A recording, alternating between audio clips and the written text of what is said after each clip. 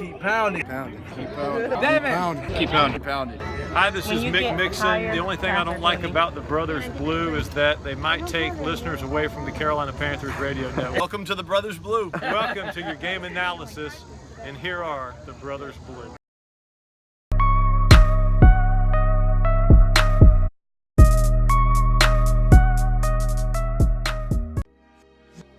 What is up, Panther Nation? Now tell me you've heard the good news. That's right, folks.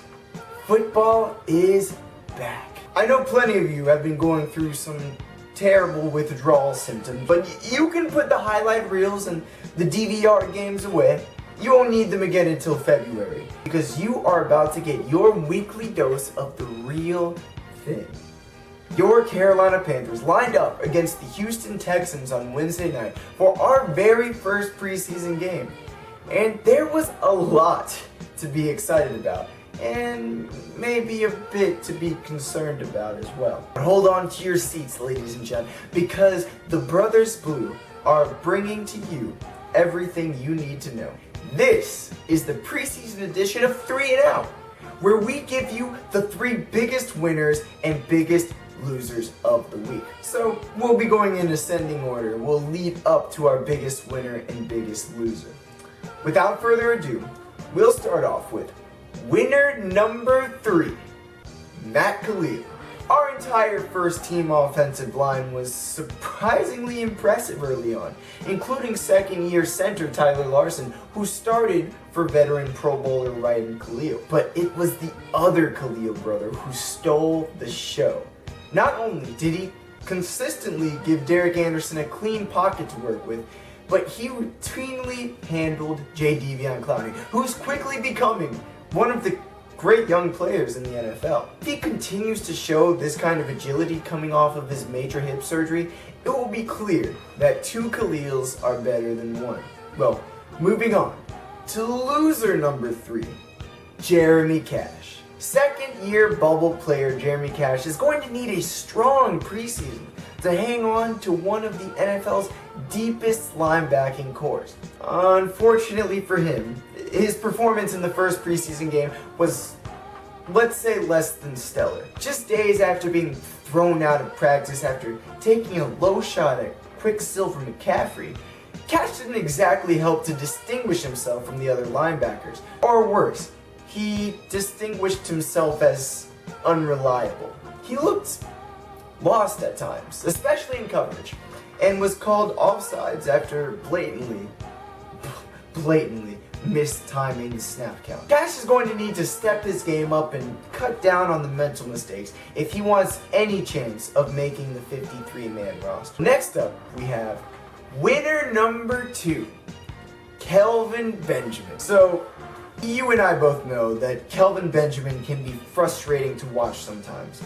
He clearly has such enormous potential, but his inconsistency causes him to just straight disappear for long stretches at times. Well, on Wednesday night, we saw the Kelvin we've been waiting for, especially since the untimely ACL tear 2 years ago. Not only did he flex his strength, bulldozing multiple defenders en route to a first down, but he had the play of the day and perhaps the play of the week when he leapt over a defender and used his massive frame to pluck the ball right out of the air, right from the top shelf, where only the big kids can get it. If this is the Kelvin we're going to get this season, look for the 6'5" Terminator robot to quickly become a household name.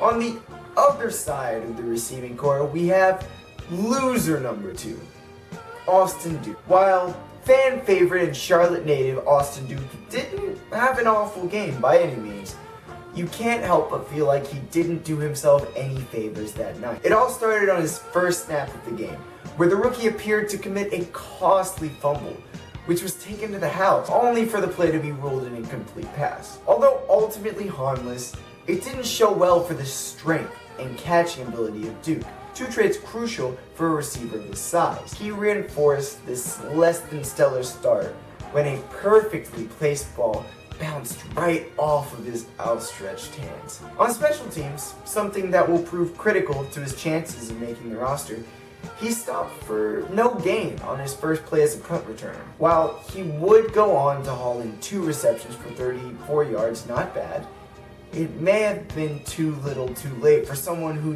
needs to make a splash in order to make the final cut. Well, we're gonna change it up right here and go straight to our loser number 1. Our biggest loser, if you will. Our safety depth. It was clear there was an immediate drop-off from the first to second team defense. That being said, there was no bigger glaring hole than that left when Kurt Coleman and Mike Adams exited the game halfway through the first quarter. Our safety depth includes LJ McCray, Colin Jones, and Desmond Southward. Not exactly the A-team behind our starters.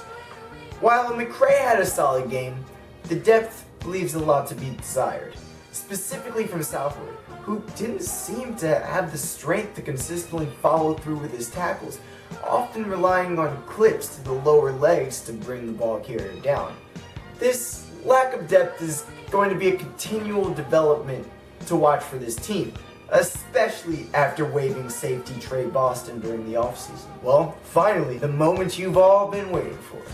The number 1 winner of the week is...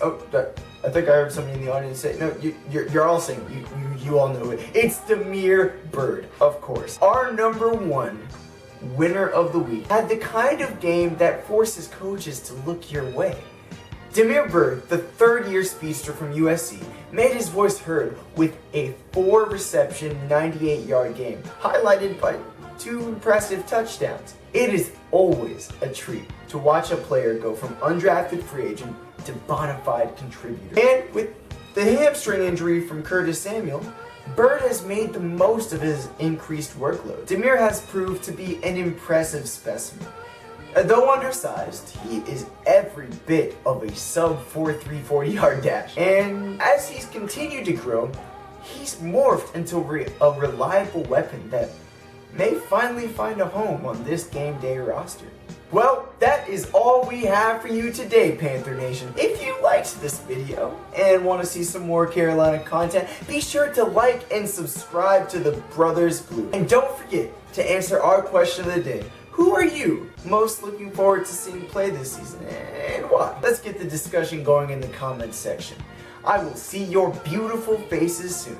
Stay blue, my friends.